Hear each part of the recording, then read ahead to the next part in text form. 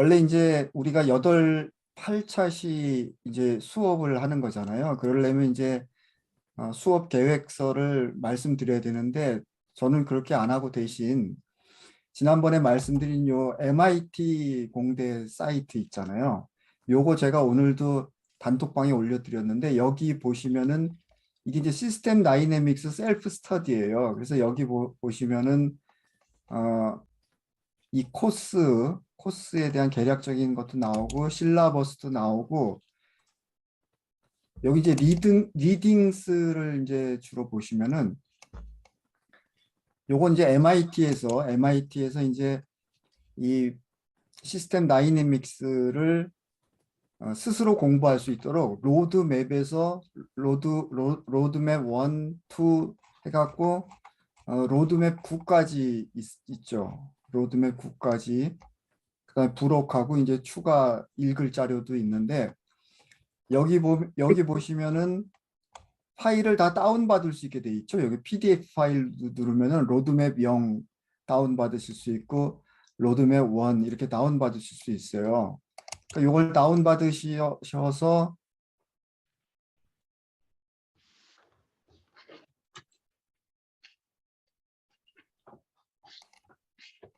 네, 이런 시간이 많이 걸려서 지금 그냥 설명만 드려야겠네요. 이걸 다 다운받으셔서 쭉 보시면 되는데 제가 주로 이제 여기에 맞춰서 진도를 나가려고 그래요. 꼭 여기에 맞추는 요거 그대로 하는 건 아닌데 대충 요 진도에 맞춰서 나갈 거고요. 여기 보면 이제 아이들한테 과제 내주실 수도 있어요. 이렇게 30개의 그 과제가 있고 그 해답도 여기다 나와 있어요. 해답도 나와 있어 갖고 지금 공부하실 때 요 과제를 한번 쭉 풀어보실 수도 있고 나중에 아이들한테 이걸 가르치실 때도 이거 활용하면 좋아요. 그리고 이제 여기 우선 이 리딩스에 보시면은 여기 다운받는 자료들은 보니까는 교육용으로 사용하면은 무한 펌이 가능하게 해놨더라고요. 그 저작권을. 그래서 상업용이 아니면 이건 다 사용하실 수 있고요. 여기 그런데 꼭 읽으라고 권유하는 것 중에는 어, 파일 다운이 안 되게 돼 있는 것도 있거든요. 그래서 이런 거는 이제 저작권 문제 때문에 그런 거예요. 그런데 이제 요것 중에서도 구글링을 하다 보면 이 자료가 구글에서 나오는 경우도 있어요. 그래서 그런 경우는 제가 저작권에 위배가 안 되면은 제가 요걸 다 모아놨거든요. 그래서 요거를 이제 단톡방에 또 올려드리고 있어요. 그리고 이제 여기 이제 책도 있어요. 이 고전적인 책들이죠. 고전적인 책들도 있는데 그런 것도 보니까는 PDF 자료로 파는 책도 있거든요. 근데 그런 거는 제가 배포하면 이제 저작권 문제가 되기 때문에 그런 거는 이제 하여튼 제가 알아서 이렇게 좀 말씀을 드릴게요. 그 복잡계를 시뮬레이션 하기 위해서 나온 건데 교육적으로도 어마어마하게 지금 사용되고 있어요. 미국 같은 경우는. 크리에이티브 익스체인지라고 네. 그 교육용 사이트 몇 개를 제가 또 말씀드릴 거예요. 나중에 시간이 되면은. 그래서 이거를 많이 교육적으로 활용하는 나라가 뭐 미국, 중국도 엄청 많이 하고 있고요. 그다음에 이제 북유럽 나라들, 일본도 좀 하고 있어요. 그런데 우리나라만 공식적으로 안 하고 있어요. 예, 그런 것 같아요. 정창건 교수님이 고군분투하고 계시고 또 우리가 이렇게 하고 있는 거예요. 그래요. 그러니까는 이게 지금 현재 그 교육계를 운영하고 있는 쪽에서는 여기에 대한 개념이 전혀 없는 상태라고 보시면 돼요. 우리나라 같은 경우는. 그래요. 그래서, 예. 그래서 이제 그거 좋은 질문 하셨는데 그것도 나중에 제가 교육적으로 어떻게 많이 활용되고 있는가를 말씀드릴 거예요. 자, 그 다음에 이제 요거는 이제 요 정도로 말씀을 드리고요. 그 다음에 이제 두 번째로는 벤심을 이제 설치를 하셨잖아요. 벤심을 설치하셨으면은 여기 내 컴퓨터에서 C 드라이브로 들어가시면은 여기 사용자라고 돼 있죠. 사용자.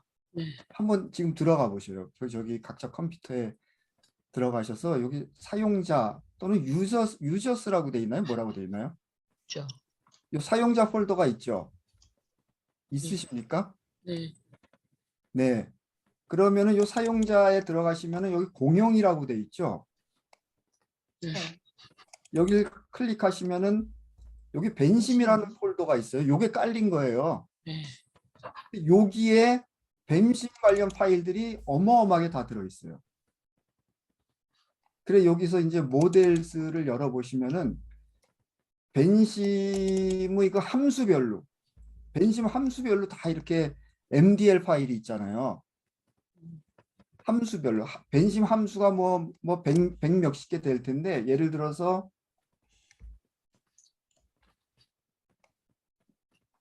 이제 뭐 코사인 함수도 다루고 여기 이제 ABS는 절대값에 관한 함수고 딜레이 함수, 지연 함수 그다음에 우리 뭐 배웠죠? 함수는 아직 안 배웠죠. 룩업 함수도 굉장히 많이 쓰이는데 요런 함수들을 다루는 그 MDL 파일을 열어서 함수를 쭉 공부하실 수가 있어요. 이렇게 여시면은 이렇게 함수에 대해서 이렇게 우리가 요걸 열어서 쭉 설명을 보면서 공부를 할 수가 있거든요. 그리고 모델 가이드를 이렇게 보면은 그 우리가 이제 이 복잡계를 구현할 때 그냥 막 하면 안 돼요. 우리가 이거 체계적으로 공부를 해야 되는데 그 공부하는 내용 중에 하나가 뭐냐 하면은 모든 복잡계, 거의 모든 복잡계에 다 들어있는 공통적인 구조들 있잖아요. 이것을 다른 말로 빌딩 블락이라고 그래요. 또는 아키타입, 전형적인 형태의 그 구조가 있어요. 그거를 또 하나하나 익혀가야 되거든요. 그러니까 아까 말씀드린 첫 번째 함수도 다 익히셔야 되지만은 공통적인 구조. 그래서 여기 보시면은 여기 모델수 중에 모델 가이드라는 폴더에는 그 구조를 이렇게 9개로 분류를 해놨어요. 예를 들어서 기본적인 요 구조들, 기본적인 구조들이 있고 이거는 또 무슨 구조인지 뭐 하여튼 있고 이렇게 뭐 요건 성장에 관련되고 요거는 뭐 아마 뭐 이렇게 이게 이제 그 MIT 공대에서 이걸 개발할 때 공학자들하고 경영학자들이 이렇게 협동 작업으로 이렇게 개발한 거기 때문에 처음에는 이제 이 비즈니스와 관련된 게 많거든요. 그래서 아마 요거는 비즈니스와 관련된 그런 모델들일 거예요. 그리고 이제 이렇게 쭉 이렇게 그 영역별로 이렇게 아키타입을 분류해 놓은 것도 있고요. 그 다음에 여기 보면은 벤심의 그 유저 가이드가 있거든요. 제가 오늘도 그 단톡방에 올려놓은 구입을 권유하는 그 번역서 있잖아요. 그게 이제 유저 가이드를 번역해 놓은 건데 유저 가이드는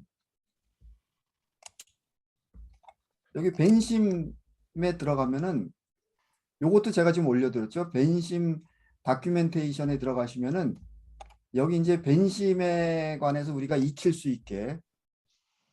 있도록 이렇게 자료를 또 올려놨는데 여기 보면 유저 가이드라고 있어요. 유저 가이드. 유저 가이드가 보면 1장부터 이렇게 쭉 20장까지 돼 있죠. 그 오늘 제가 올려드린 그 책도 요거를 그대로 번역해 놓은 거거든요. 그래서 요거를 하나하나 읽으시면은 하나하나 클릭해서 보시면은 영어에 익숙하신 분은 이렇게 처음에 벤심 그 창이 어떻게 생겼는가부터 시작해 갖고 벤심을 사용하는 방법이 쭉 나와 있는데 여기에 보면 또 파일을 열어가면서 이렇게 공부하게 돼 있잖아요. 그래서 그 파일들이 다 여기 들어 있어요.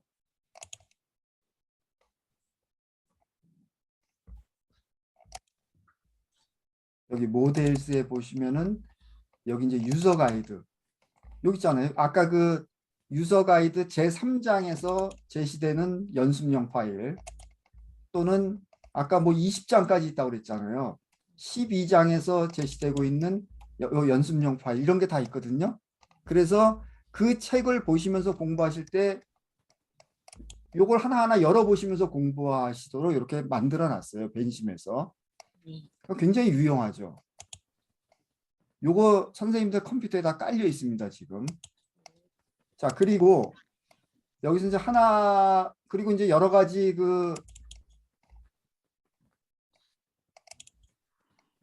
여러 가지 또 이제 데몬스트레이션을 할 수 있는 파일들이 또 이렇게 있는데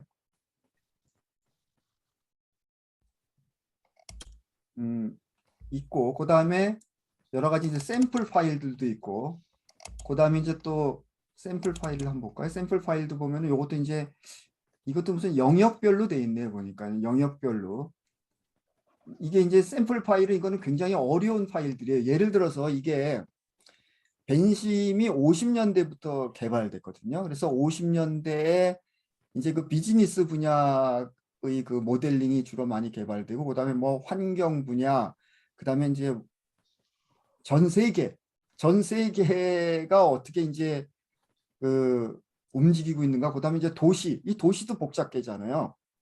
엄청난 복잡계죠. 그래서 이 도시 정책도 단순계적 입장에서 보면 다 실패해요. 예를 들어서 뭐 약자를 보호한다고 그래서 임대용 그 아파트, 임대용 건물을 많이 지으면은 그 도시가 왜 슬럼화되고 파괴될 수밖에 없는지 그런 거. 그래갖고 이 복잡계인 도시를 뭐 일자리라든지 주거의 환경이라든지 경제 정책이라든지 뭐 그다음에 그 기업체가 또 들어와야 되죠. 이제 그런 거에 그 역동성을 이제 쭉 설명해 놓은 게 여기 그런 것들이 다 있어요. 예를 들어서 여기 하나 열어볼까요? 얼반이 이게 도시죠. 도시를 어떻게 시뮬레이션 했는지 여기 이제 열어보시면은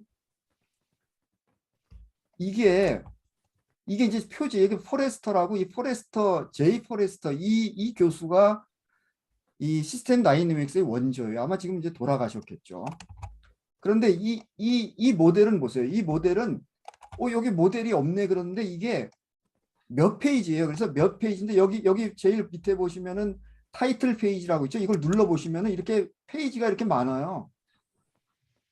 그러니까는 도시의 그 시스템 다이내믹스 모델링을 하는데 레이버 노동 분야, 도시, 컨디션, 디클라인, 엔터프라이즈, 기업, 잡, 랜드 이게 뭡니까? 매니저, 뭐 머추어 이런 각 분야마다 모델링을 한 거예요. 그래서 레이버 분야를 어떻게 모델링했는가라고 하면 이렇게 모델링을 했죠. 굉장히 복잡하게.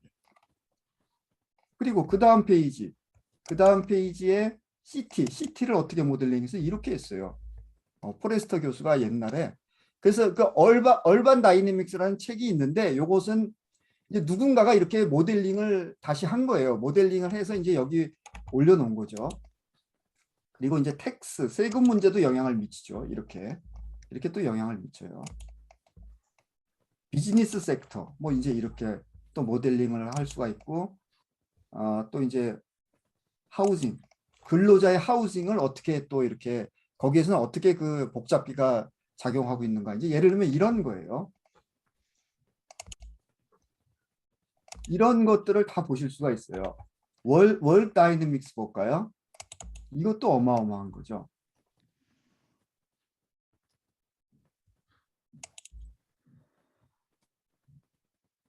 이것도 보면은 이거 2003년 모델인데 누가 만들었냐? 이것도 이제 포레스터 교수가 역시 한 건데 이것도 보시면은 이거 이렇게 하나, 둘, 셋, 넷, 다, 일곱, 여덟, 아홉, 열, 열하나 하여튼 10페이지로 모델링을 해놓은 거예요. 근데 이 실제로 이 월드 다이내믹스도 또 한 권의 책이에요. 굉장히 두꺼운 한 권의 책인데 여기서도 보면은 인구 변화를 이렇게 모델링한 거죠. 인구 변화를 이렇게 모델링한 거고 이렇게 눌러보시면은 직업 분야 또 이렇게 모델링한 거. 이제 이런 식으로 돼 있는 것이다. 그리고 이제 그리고 이제 여기 보면 이제 고급 과정도 이제 그 다 파일들이 있어요. 파일들이 이제 여기 있습니다. 이런 거 좀 이제 어려운 것들. 그 민감도 테스트용 모델링이죠. 이건 민감도라고 이제 민감도 테스트를 꼭 해야 되거든요. 모델링하면 이제 그거는 이제 고급 과정에서 이제 우리가 공부할 거예요. 관련해서 이거 뭐 고급 과정이라고 했는데 단순하네요. 이게 아닌가? 이건가요?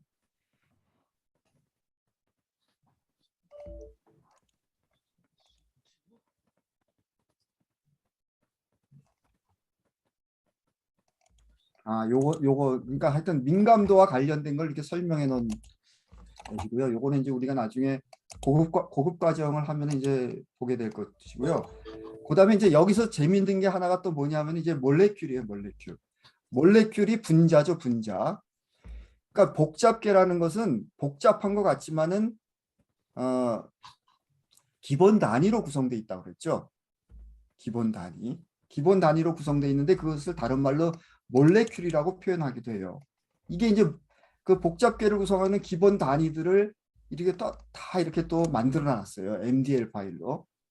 그래서 여기 보시면은 PDF 파일이 하나 있는데 이 PDF 파일을 여시면은 이게 몰레큘에 대해서 쭉 사례를 제시하고 설명해 놓은 거예요. 여기 보시면은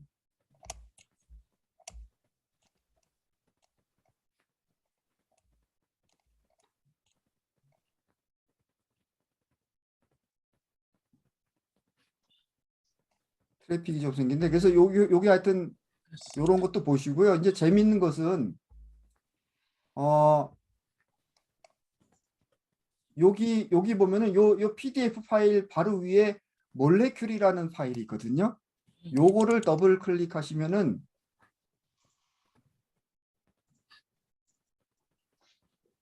이게 PLE에서는 좀 이상하게 열리네요. 다시 열을게요, 제가 갖고 있는 프로페셔널 버전으로 열어볼게요.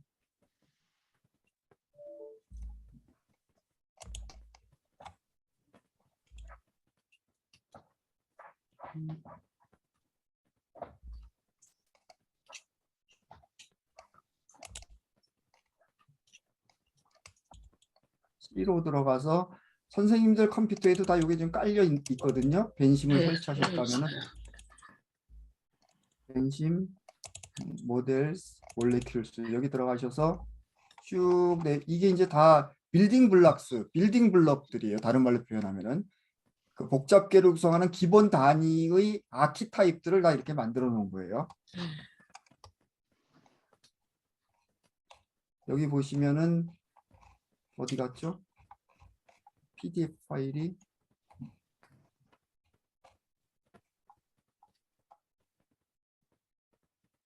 없어졌네. 제 거에는 제가 얼른 치웠나 보네요. 하여튼 이 몰레큘이라는 MDL 파일을 열어보시면은 이렇게 나오죠. 그러니까 이게 복잡계를 구성하는 빌딩 블록에도 이렇게 계보가 있는 거예요. 계보가. 이 계보를 제가 좀 잠깐 말씀을 드릴게요. 요거를 제가 출력해 놓은 게 있는데 어디 갔죠?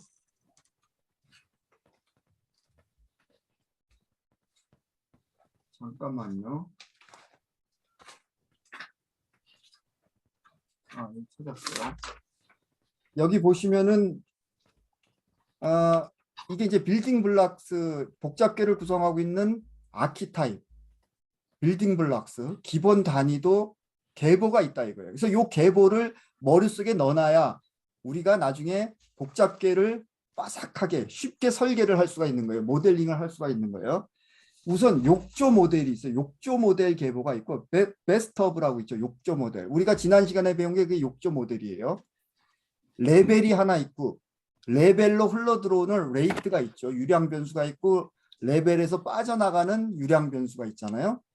그리고 그 유량 변수에 영향을 미치는 보조 변수가 있는 요 베스트업가 있고 그다음에 요것이 이제 쭉 발전돼 나가는 거예요. 요 발전돼 나가면은 캐스케이드 레벨이라는 또 아키타입 빌딩 블록에서 캐스케이드라는 것은 이 단계라는 뜻이거든요. 그러니까는 욕조 모델에서 그 레벨이 우리가 본 거는 한 개잖아요, 레벨이. 근데 이 레벨이 두 개가 연결될 수도 있고 세 개가 연결될 수도 있고 네 개가 연결될 수도 있죠. 그것을 캐스케이드라고 그래요.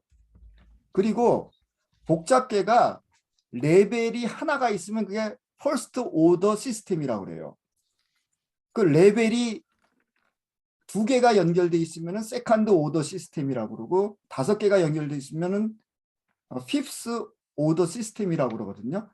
근데 피프스 오더 시스템만 돼도 뭐 하여튼 세컨드 서드 오더 시스템만 돼도 머리 빠개지죠. 그거 눈으로 보기에도 빠개지고 막 계산하기도 복잡해지거든요. 그 다음에 요게 또 한 단계 발전하면은 스무스, 하이어 오더의 스무스예요. 요 스무스라는 것은 캐스케이드 그 시스템에서 시간 지연이 계속 일어나면서 시뮬레이션이 일어나니까 더 머리 아파지죠. 그러니까 이런 식으로 계보가 있어요. 그래서 그 계보의 원조가 지금 하나, 둘, 셋, 넷, 다섯, 여섯 개죠. 베스트 오브가 첫 번째고요. 그 다음에 두 번째가 go to zero. go to zero. 그러니까는 그 시스템의 비헤이비어가 제로로 디크리즈하는 그런 구조죠. 그 다음에 세 번째가 요거예요. 세 번째. 제가 이제 그 차례 순서대로 말씀드리면은 클로즈 갭. 이건 뭡니까? 뭐 갭을 줄이는 그런 그 아키타입이고, 그 다음에 네 번째가 DMNL. DMNL은 우리가 지난 시간에도 한번 나왔었죠. 디멘션리스예요. 차원이 없다는 그런 뜻이에요. 그러니까는 단위가 없는 어, 그러니까 함수의 단위가 없는 것이 들어가는 뭐 그런 아키타입이라는 뜻이고, 여기 보면은 다섯 번째, 여기 다섯 번째가 프로포셔널 스플리트. 스플리트는 뭐 이렇게 좀 찢어지고 간격 그런 뜻이죠. 뭐 비율적으로 찢어지는 그런 구조. 그다음에 요거는 이제 뭐 액션 프롬 리소스라는 거예요. 그래서 요것이 이렇게 점점 더 복잡해지죠. 아키타입이 점점 더 복잡해져요. 이렇게 아키타입이 점점 복잡해지는데 요 구조를 따라서 우리가 또 익히는 방법이 있어요. 그러니까는 처음 말씀드린 함수를 따라가면서 하나하나 익히시는 거. 그다음에 또 하나가 뭐라고 그랬죠? 그다음에 그 벤심의 그 매뉴얼을 보고 이제 쭉 공부하시는 방법도 있고, 그다음에 그 전형적인 또 구조가 또 따로 있다고 그랬죠. 타입이 있다고 그랬어요. 그 시스템의 그 비헤이비어라고 그러죠. 비헤이비어 오버 타임 그래프. 그러니까 그 시스템의 그 행태가 나타나는 양상이 또 이렇게 있어요. 뭐 S자 그래프가 나타난다든지 어떤 거는, 또 어떤 거는 뭐 익스포넨셜 그래프가 나타난다든지 이렇게 양태가 있거든요. 그걸로 이제 또 우리가 익히는 방법이 있고, 또 세 번째가 그 벤심의 매뉴얼을 보고 쫙 익히는 방법이 있고, 네 번째가 이 몰레큘을 따라가면서 쭉 익히는 방법이 있어요. 이게 이제 재밌는 게 이게 PLE 기능에서는 안 나오는데 이걸 누르면은 글로 들어가요. 안 들어가네.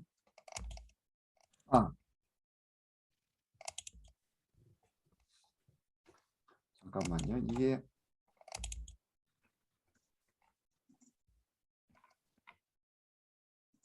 다시 한번 해볼게요. 오, 이게 다시 나타났네요.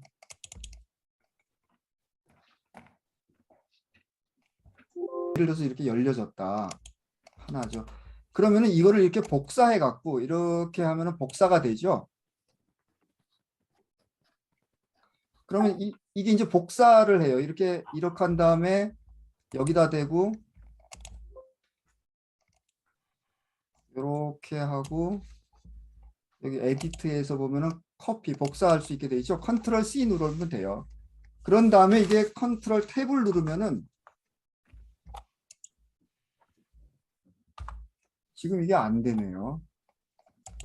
제가 며칠 전에 한번 연습할 때는 됐는데 왜 안 되는지 모르겠어요, 지금.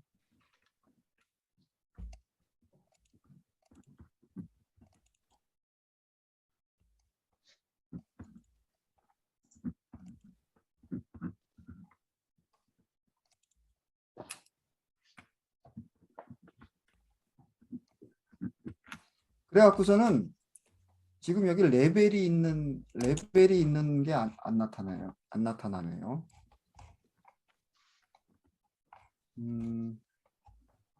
캐스케이드 쪽을 한번 해볼까요? 이거 보세요. 이렇게 된 구조가 캐스케이드 모델이거든요. 레벨이 이렇게 계속 연결돼 있죠. 그러면은 내가 이제 다른 데다가 요 부분만 내가 좀 이렇게 갖다 내가 설계한 모델에 넣고 싶다. 그러면 요거를 요렇게 한 다음에 컨트롤 C를 누른 다음에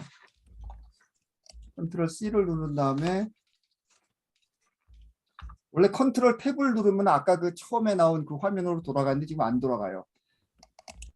컨트롤 그렇게 누른 다음에 여기다가 컨트롤 V를 하면은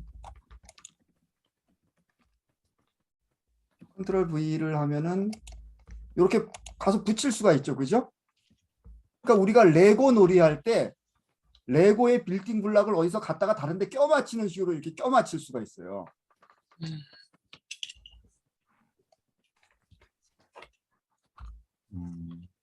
복사 붙이는 게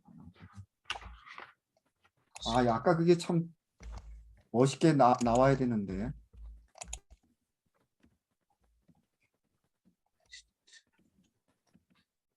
잠깐만요. 이게 제가 지난번에 할 때도 제가 지금 여기 PLE 버전하고 프로페셔널 버전을 같이 깔아놔서 지난번에도 조금 되다 말다 그랬거든요. 이게 두 프로그램 여기서 PLE에서는 이제 전혀 안 되고 그게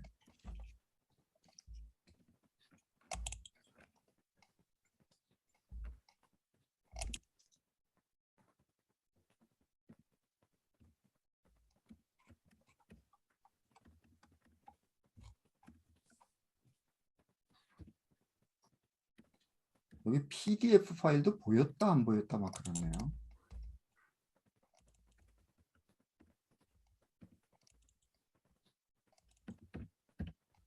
네, 이거 제가 다시 한번 다음에 보여드릴게요. 그래서 이제 그거를 이제 좀 더 말씀드리고 싶고요. 몰레큘까지 제가 말씀드렸죠. 그래서 이제 오늘 이제 우리가 공부하는 방법에 대해서 조금 말씀을 드렸습니다.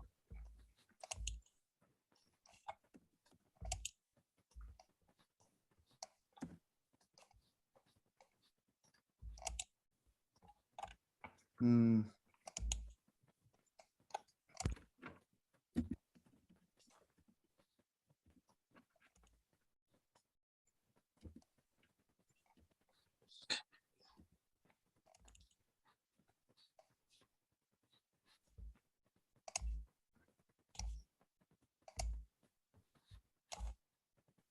이게 화면을 크게 하려면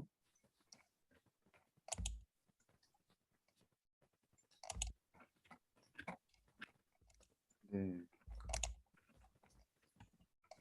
자, 그 다음에는 오늘 이제 본론으로 들어갈게요. 본론으로.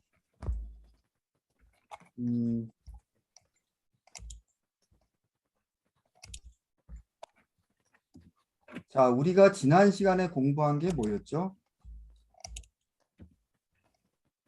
이거였잖아요. 대한민국 인구수.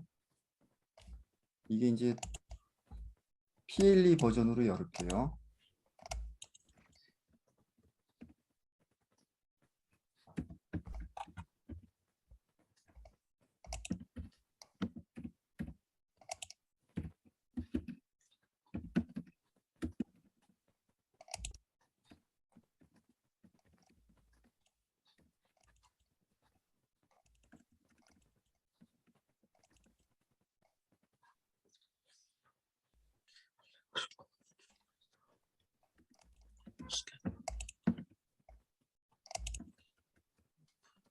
자, 우리 지난 시간에 공부한 게 요거잖아요.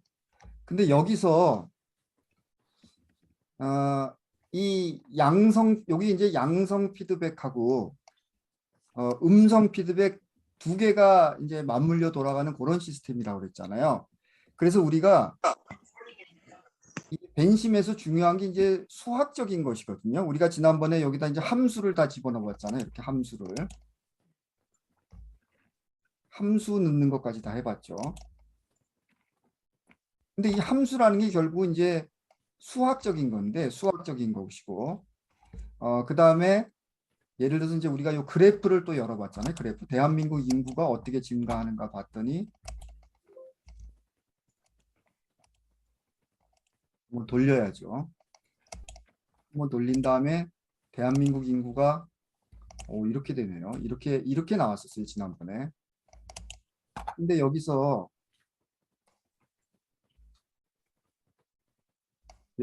만약에 이제 그렇게 나왔는데 만약에 요게 이쪽 음성 피드백이 없고 우리가 이제 가정을 해봅시다. 대한민국 인구가 계속 늘기만 해요. 출생만 있어요. 그래서 이쪽 양성 피드백만 있다고 가정하고 우리가 이 양성 피드백이 어떤 의미를 갖는지 이제 거기에 대해서 공부를 하려고 해요. 이 부분은 생략을 하고. 자, 그래서 우리가 오늘은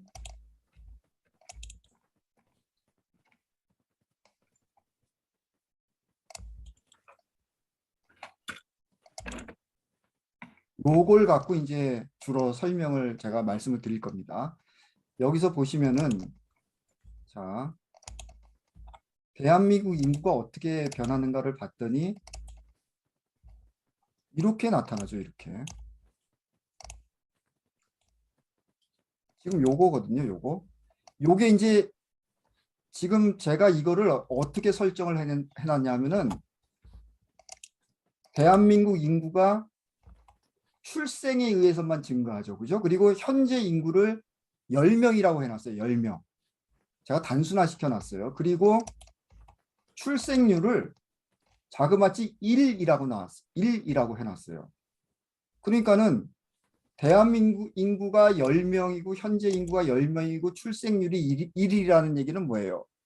그리고 여기 모델 보면은 세팅을 어떻게 해놨냐면은 타임 스텝을 1 단위를 2여라고 해놨거든요. 그러니까 이것은 무슨 얘기냐면은 현재 대한민국 인구가 10명인데 1년에 100%씩 증가한다는 거예요. 출생률이 1이라는 얘기는. 그죠? 그러면은 1년 후에 대한민국 인구는 20명이 된다는 얘기죠. 그러니까 사망도 없고 오로지 출생만 해요. 그러니까 이거는 지수함수적 증가를 하는데 지수함수적 증가도 굉장히 이렇게 가파르게 증가를 해요. 지금 여기 그래프를 보시면은 그리고 여기 이제 100년간 시뮬레이션 한 거잖아요. 2022년부터 2120년까지 한 건데 거의 직선으로 가다가 끝에 가서 이렇게 가파르게 증가하는 것 같이 보이지만은 사실은 여기서도 다 지수함수적 증가를 하는 거예요. 이거를 이제 확대해서 보는 방법이 있어요. 이게 뭐냐면 이제 여기서 이렇게 클릭을 해서 이렇게 하시면은 이게 확대가 돼요. 그래프가. 그죠? 이렇게 조금씩 확대가 되죠. 이거 확대를 해도 이제 직선처럼 나타나는데 이거 그 이유는 뭐냐면은 이거를 제가 이 함수 표시라든지 수치를 너무 극단적으로 해놔서 그러는데 보통 그 지수 함수적 증가는 이렇게 올라가죠. 이렇게 제가 이제 조금 이따 그걸 보여드릴 텐데 이렇게 올라갑니다. 그러면은 양성 피드백에서는 지수 함수적 증가, 그러니까 익스포넨셜이라고 하죠. 익스포넨셜 그로우스가 일어나는데 우리가 나중에 계속 중급 고급 과정을 하려면은 그 양성 피드백에서 일어나는 익스포넨셜 그로우스가 수학적으로 어떤 의미가 있는지를 우리가 알아야 돼요. 자, 그래서 제가 따로 이제 준비를 또 해놓은 게 있습니다.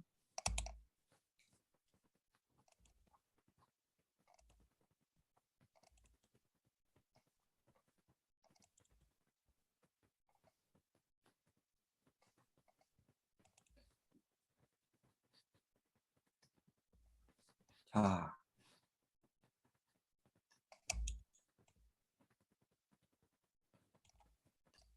수학식이 나오죠.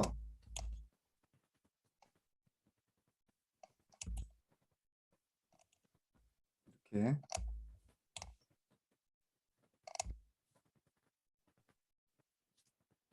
수학식이 나오는데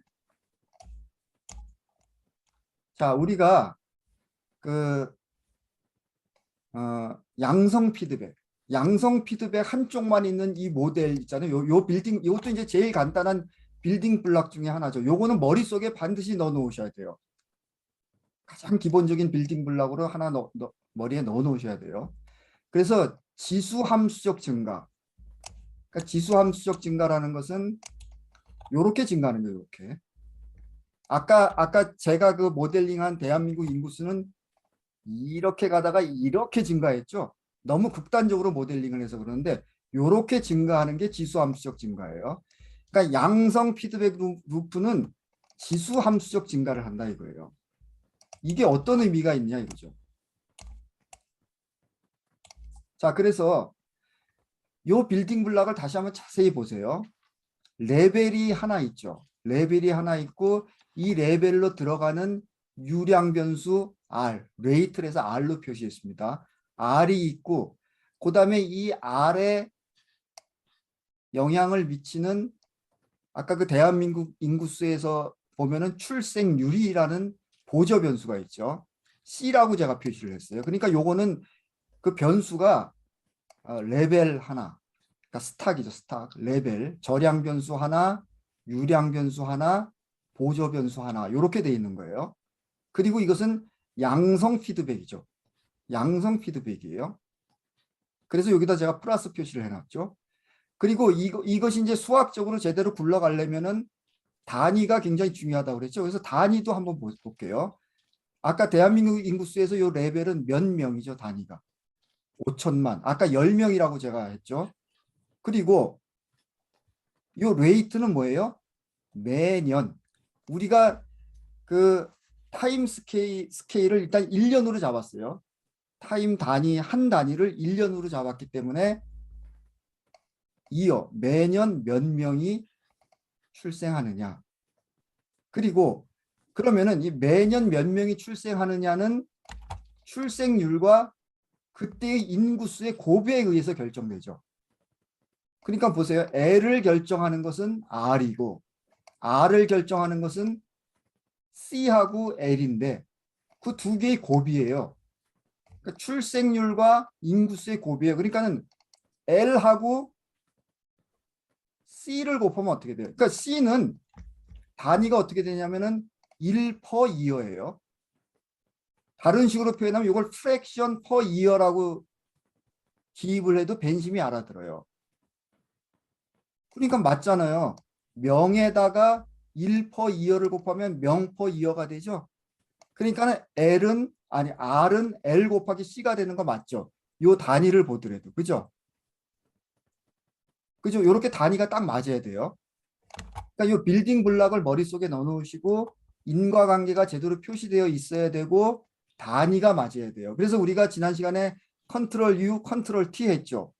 단위가 맞고 요것도 인과관계도 제대로 모델링 됐다. 그런 다음에 제일 중요한 게 뭐 제가 말씀드렸었죠?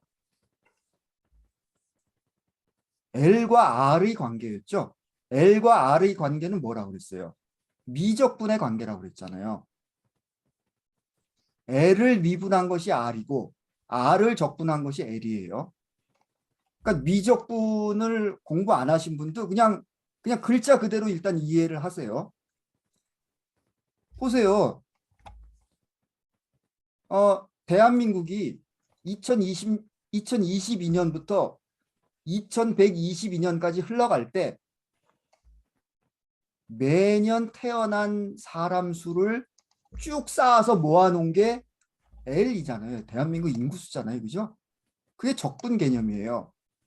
다만 적분은 반드시 시간으로 나눠진 것을 적분하는 거예요. 여기서는. 그 다음에 L을 시간으로 미분한 게 R이에요. 이 단위를 보세요. 단위를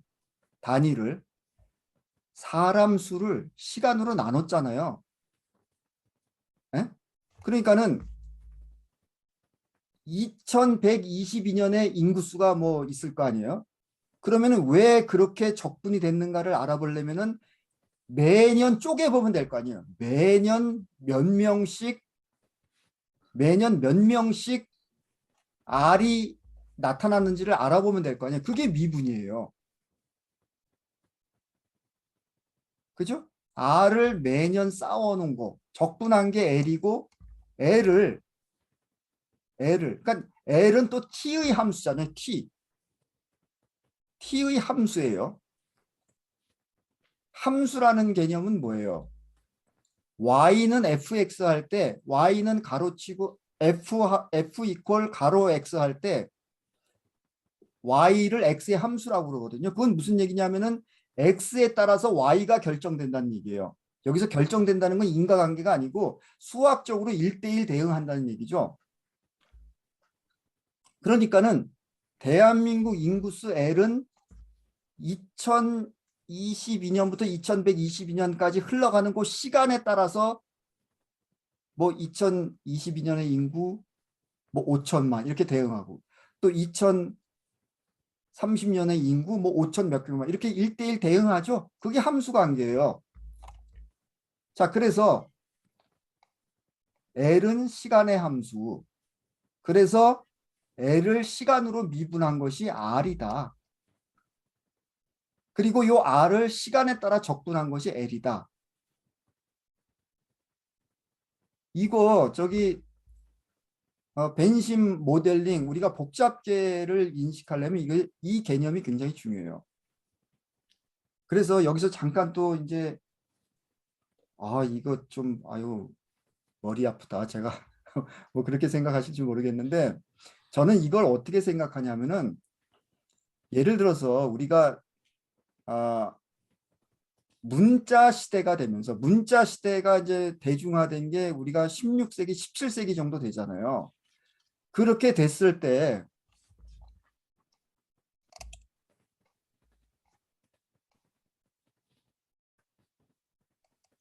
C는 저거죠. 출생률, 우리가 출생률, 보조변수예요. C는 보조변수 출생률입니다. 여기다 제가 써놨죠. L은 인구수, R은 출생, 매년 몇 명이 태어나느냐. C는 출생률, 뭐 0.01. 그러니까 0.01이라는 것은 현재 5천만이면 5천만 명 중에 0.01이 태어난다. 비율적으로. 그러니까 5천만에다가 요 0.01을 곱하면 매년 태어난 사람 수가 되는 거죠.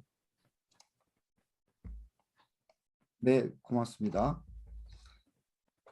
자, 그러면은 그래서 이제 제가 문자 시대가 열리면서 어떻게 됐어요?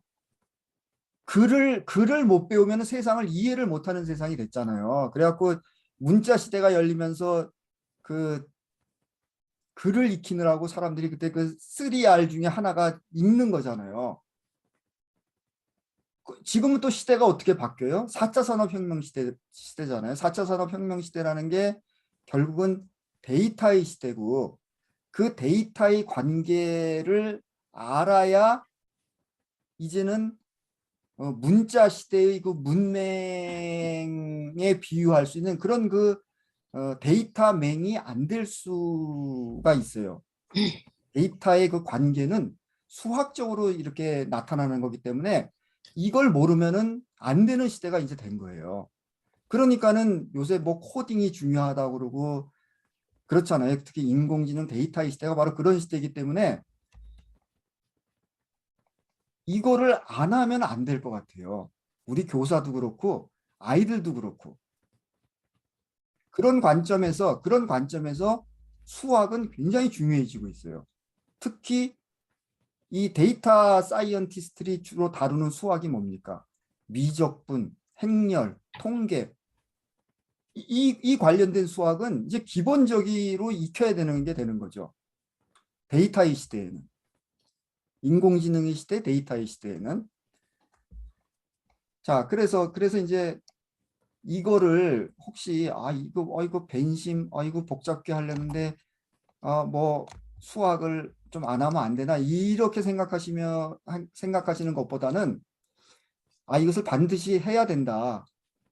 근데 그거를 요새는 코딩도 명령어 입력 안 하고 이렇게 막 아이콘으로 막 입력하잖아요. 마찬가지예요. 이 수학적 원리도 꼭 그렇게 뭐 수학에 깊이 안 들어가더라도 개념을 익히는 게 굉장히 중요합니다. 자, 그래서 어쨌거나 요게 미적분 관계라는 거예요. 그래서 요 빌딩 블락에서 나올 수 있는 식이 요 두 가지가 있어요. 요거는 뭐냐면은 L을 시간에 따라서 미분한 것이 R이라는 거예요. 그러니까 제가 여기 R을 적분하면 L이고 L을 미분하면 R이라고 그랬잖아요. 요거를 수학적으로 나타낸 게 수학식으로 나타낸 게 요거예요. 여기 D라는 것은 미분을 디퍼렌시에이트라고 해요. 그러니까 미분 방정식을 뭐라 그래요? 디퍼렌시얼 이쿠에이션이라고 그러거든요. 그러니까 요게 하나의 미분 방정식이에요. 아주 간단한 미분 방정식이에요. 그러니까 dl dt는 l을 t로 미분한다는 그런 뜻이에요. 그러니까 이거를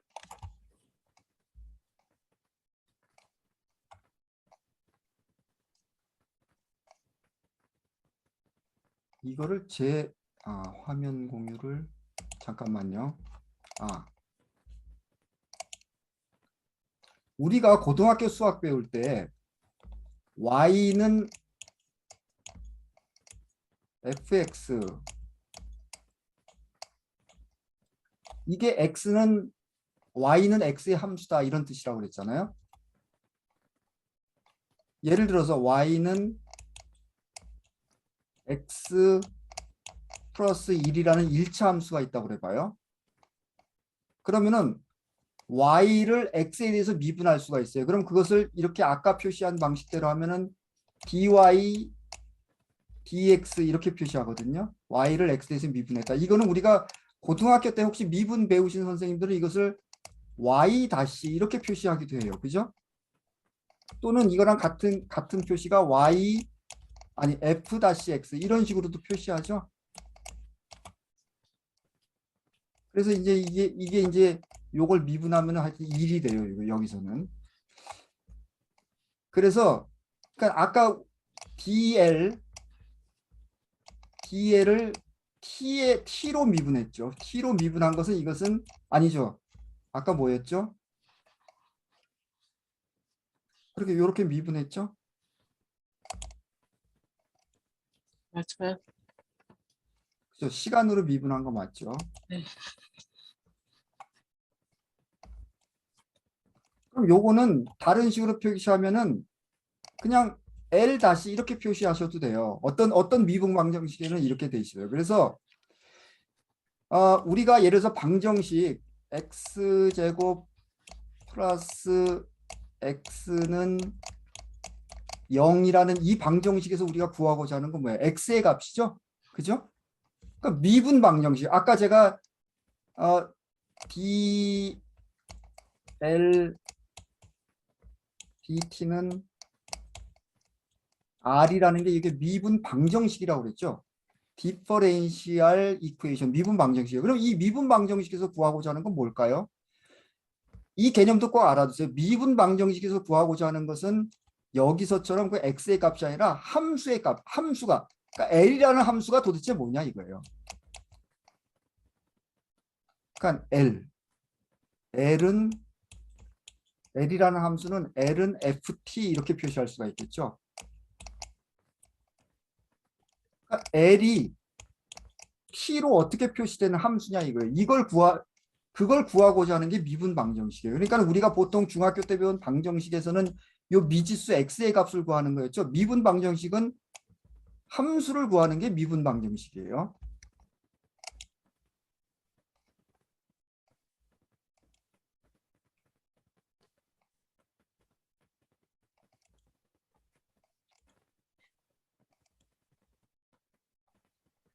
자, 그래서 요 식이 이해가 되시죠?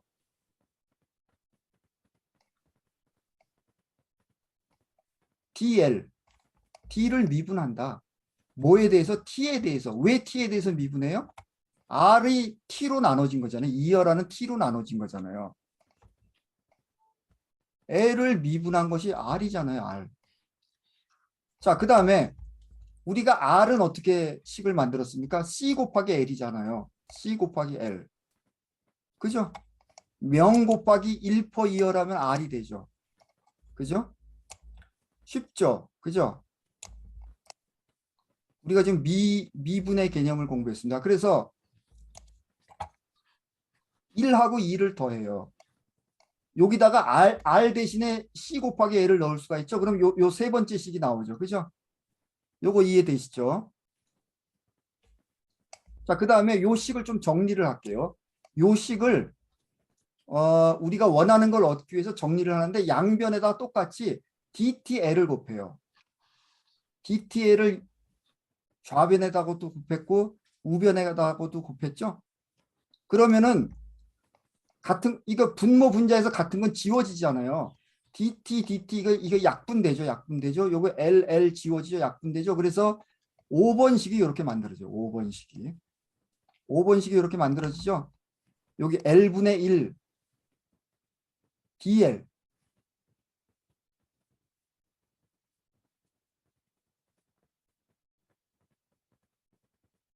그죠?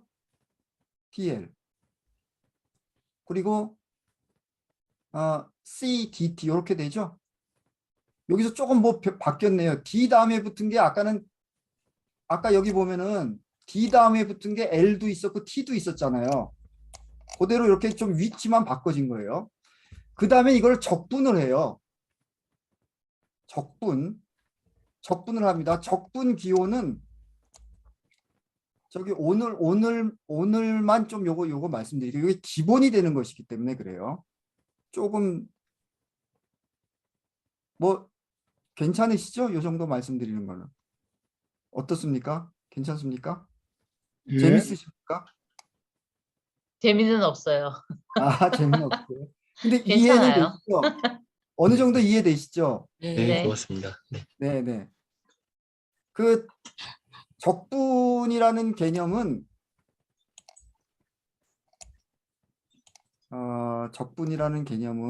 예를 들면 이제 이런 거죠.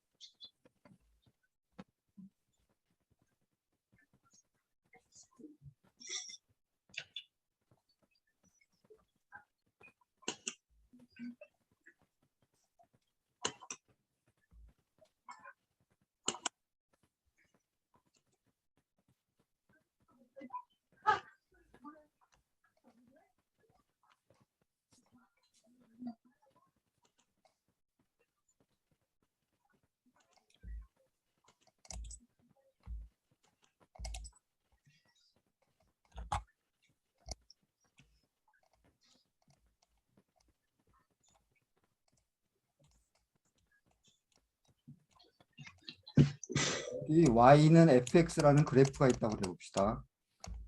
y는 fx라는 그래프가 있어요. 적분이라는 것은 예를 들어서 여기서부터 x는 a서부터 b까지 적분한다 이거예요. y는 fx라는 함수를 x는 a부터 b까지 적분한다는 얘기는 요거를 잘게 쪼개요. 이렇게 잘게.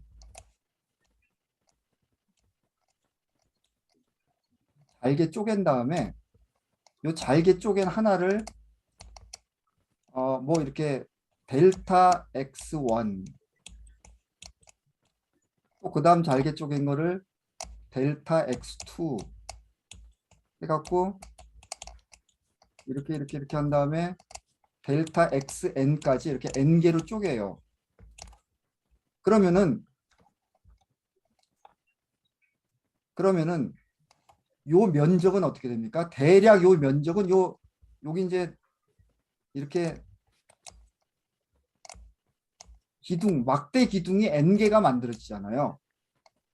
그러니까 요 면적 지금 이 y는 fx라는 함수 아래쪽에 a부터 b 구간 사이의 요 면적은 요 막대 하나하나의 넓이를 다 더한 게 되겠죠. 그러니까 막대 하나하나의 넓이는 델타 x1 곱하기 x에다가 델타 x1을 넣으면은 그때의 y값. 그러니까 요 높이죠. 요거를 곱하면 되죠. 요 막대 기둥 하나의 그 넓이는 그죠? 그럼 이걸 다 더하는 거예요. 그러니까는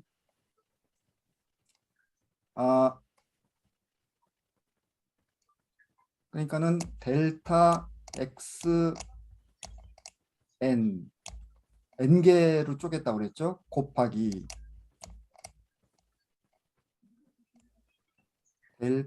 f x n을 곱한 것을 더하는 거예요. 더하는 것은 시그마라고 그래요. 시그마. 수학 기호예요, 요거. n은 1서부터 n까지 더하는 거예요. n은 1서부터 n까지 이렇게 합시다. 여기를 i라고 표시해야겠네. i. xi라고 하고 fxi. 요 식이 바로 요 막대들을 다 더한 거죠. 그런 다음에 근데 요거는 이제 근사치죠. 요 막대기를 더한 거니까. 요 곡선과 요 막대기 윗면에 여기 빈 공간들은 아직 안 더했죠. 근데 요 빈 공간까지 다 더해지려면 어떻게 요 식을 고쳐야 되냐면은 어떻게 고쳐야 됩니까?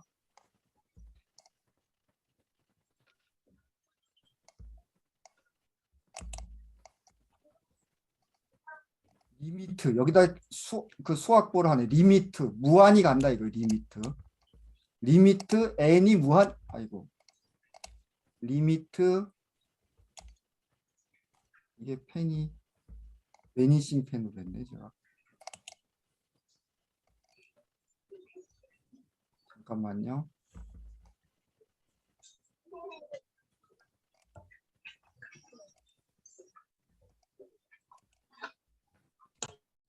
다시 나타나서 다행이네요. 리미트 n이 무한대로 가면 되죠. n이 무한대로. 그렇잖아요. 요거 n개를 쪼갠 걸 무한대로 쪼갠다고 생각하면은 바로 정확한 면적이 나오죠. 그죠? 요 y는 fx 함수 요 면적이 나오죠. 그죠? 이게 바로 적분 개념이에요. 이게 적분 개념이에요. 이렇게 한다는 얘기예요.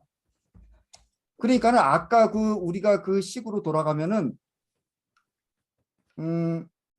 매년 변한 인구수를 쫙 더한 거예요. 쫙 더했는데 다만 이거를 매년 측정하지 말고 그 측정 횟수를 더 줄이면 어떻게 돼요? 한 달마다 측정한다든지 요 막대 기둥을 더 잘게 쪼개면 어떻게 돼요?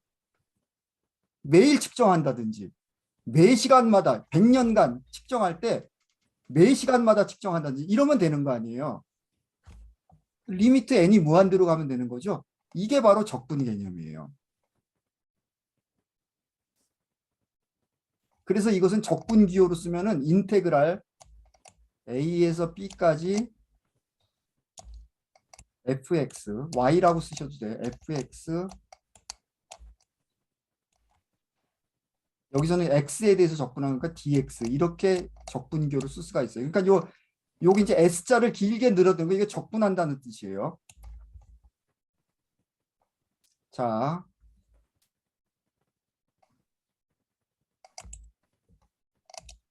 그래서 적분을 해요. 그러면은 그대로 적분기호를 쓰여요. 요 식에다 적분했다 이거예요. 요 식에다 적분했다. 그러면은 이게 이제 미분 방정식을 풀려면은 우리가 왜 저기 인수분해를 하려면은 인수분해 공식을 외워야 되듯이 미분 방정식을 풀려면은 미분 방정식 공식을 좀 외우셔야 되는데요. L분의 1을 L분의 1 DL을 적분하면은 이것도 이제 이게 저기 수학을 공부하시면은 이게 이제 하시는 분은 이제 여기 이제 익숙하실 텐데 요거 뭐냐면 자연 로그라는 거예요. 자연 로그. 자연 로그 L이 되고 요거는 C를 적분하면 요거 이제 상수거든요. 상수를 T에 대해서 DT로 한 것을 적분하면은 CT가 돼요. 그러니까 요것은 일단 요렇게 된다고 이해를 하시면 돼요. 그래 갖고서는 여기서 이제 그 결과적으로 이제 요식이 만들어지는데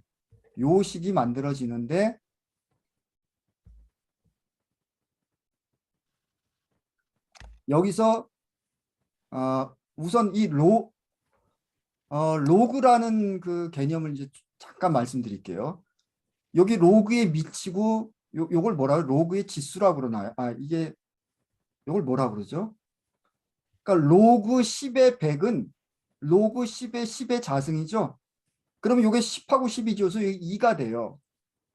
그런데 여기 자연 로그는 그러니까 요 로그가 아니라 ln이라고 표시하는 요 자연 로그는 요 로그처럼 밑이 10이 아니라 2라는 자연 상수. 우리가 그 원주율 구할 때 파이가 얼마야? 파이가 원주율 파이가 3.14잖아요. 반지름 곱하기 반지름 곱하기 3.14 때 3.14가 파이듯이 파이가 3.14듯이 요 자연 상수라는 이 값이 있어요. 그러니까 ln은 요 밑이 10이에요. 10이 아니라 2인 로그예요. 그래서 로그 2의 x는 lnx라고 표시하거든요. 그래서 여기서 ln ct 하면은 l이 2의 ct 승이 돼요. 요런 식이 딱 나와요. 그러니까 이게 뭐예요? 아까 미분 방정식의 개념은 함수를 구하는 거라고 그랬죠. 그래서 l이라는 함수가 딱 이렇게 나온 거예요. 자, 그래서 우리가 지금 뭘 한 거냐면은 요 빌딩 블락에서 l이라는 게 도대체 이 L의 비헤이비어 우리가 모델링하는 거 그다음에 복잡계를 연구하고 공부하는 이유가 바로 그 모델의 행태를 보고자 하는 거거든요. 그거를 예측하고 시뮬레이션 하기 위한 거거든요. 근데 그 시스템의 행태 중에서 제일 중요한 게 바로 요 저량 변수의 행태거든요. 그래서 이 L의 행태를 이렇게 t에 관한 함수, 시간에 대한 함수를 우리가 딱 구한 거예요. 요 모델로부터. 자, 그래서 요거를 이제 그래프로 L은 2는 CT라는 함수를 요 대신 요 L 대신에 Y를 쓸게요. 그리고 이제 요 지수 함수 그래프를 이해하기 위해서 요 Y는 EX라는 그래프를 그리면 이렇게 돼요. 익스포넨셜 그로우스가 바로 이 수학적으로 요걸 의미하는 거예요. x 대신에 한번 0을 집어넣었어요. x 값이 0일 때 모든 수의 0승은 1이죠. 1. 그러니까 이렇게 증가해요. 만약에 x가 2가 되면 어떻게 돼요? 3이 되고 4가 되면은 지수 함수적으로 증가하죠. 우리가 보통 이렇게 그 복잡게 다루다 보면은 뭐 지수 함수적인 증가다. 그런 말 많이 나오거든요.